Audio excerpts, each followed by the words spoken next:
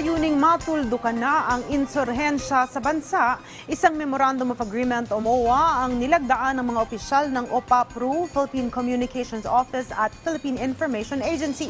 Si Joshua Garcia sa detalye. Rise and shine, Joshua.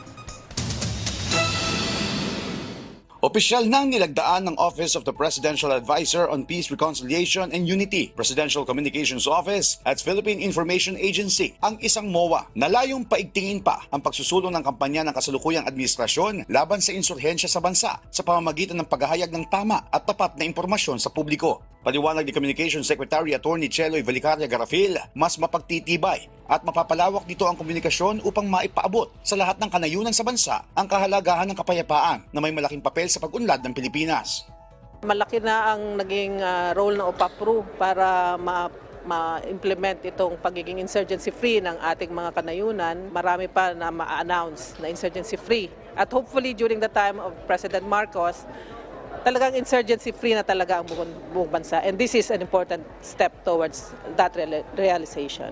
Ayon naman kay Secretary Carlito Galvez Jr. ng OPAPRU, malaki ang maitutulong ng ugnayang ito sa transformasyon tungo sa sambayan ng malaya sa insurhensya. Maganda po yung magiging nito, ang magiging patutunguhan nito dahil kasi maraming magagandang impormasyon ang magiging laganap sa ating bansa dahil kasi maganda yung ginagawa ng Marcos administration, especially sa peace process. Giit naman ni PIA Director General Jose Torres Jr., sa pamamagitan na nasabing MOA ay mas mapapalawak pa, lalo na sa industriya ng media ang mga programa ng gobyerno para sa kapayapaan gaya nga ng localized peace engagement.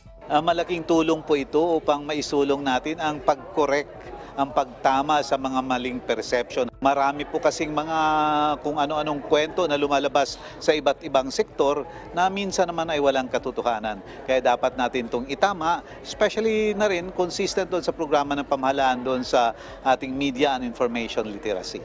Dinaluhan din ni PCO Undersecretary Paul Gutierrez, PIA Deputy Director General Kat De Castro at iba pang kawani ng mga ahensya ng pamahalaan ang nasabing seremonya bilang suporta sa kolaborasyon sa paghahayag ng tapat at responsabling impormasyon upang makamit ang ganap na kapayapaan sa bansa.